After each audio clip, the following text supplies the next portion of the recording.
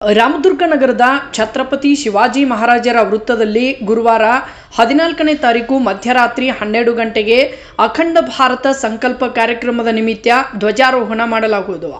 ಈ ಕಾರ್ಯಕ್ರಮಕ್ಕೆ ನಗರದ ನಾನಾ ಓಣಿಗಳಿಂದ ಹಿರಿಯರು, ತಾಯಂದಿರು ಮತ್ತು ತರುಣರು ತಮ್ಮ ಓಣಿಯಲ್ಲಿರುವ ದೇವಸ್ಥಾನದಲ್ಲಿ ಪೂಜೆ ಸಲ್ಲಿಸಿ ಪಂಜಿನ ಮೆರವಣಿಗೆಯ ಮುಖಾಂತರ ತಾಯಿ ಭಾರತ ಮಾತೆಗೆ ಜಯವಾಗಲಿ ಎಂಬ ಉದ್ಘೋಷದೊಂದಿಗೆ ಧ್ವಜಾರೋಹಣದ ಸ್ಥಳವನ್ನು ತಲುಪಲಿದ್ದಾರೆ ಎಂದು ವಿಶ್ವ ಹಿಂದೂ ಪರಿಷತ್ ತಾಲೂಕು ಸೇವಾ ಪ್ರಮುಖ ಸಂಗಮೇಶ್ ಊದಪುಡಿ ತಿಳಿಸಿದರು.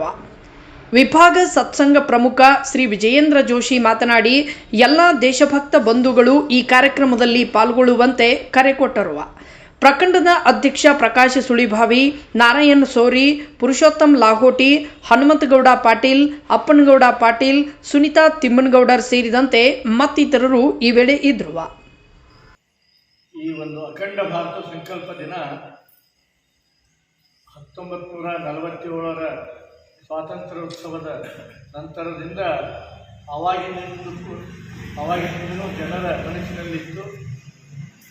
1964ರಲ್ಲಿ ವಿಶ್ವ ಹಿಂದೂ ಪರಿಷತ್ ಪ್ರಾರಂಭ ಆದ ನಂತರ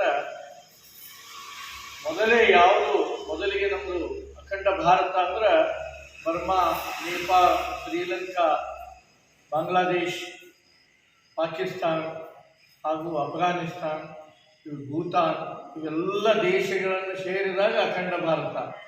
ಈಗಿದ್ದದ್ದು ಕೇವಲ ಅದರ ತುಂಡು. ಹಾಗಾಗಿ ಸಮಗ್ರವಾಗಿ ಅಖಂಡ ಭಾರತ ಒಂದಾಗಬೇಕು ಅನ್ನುವಂಥ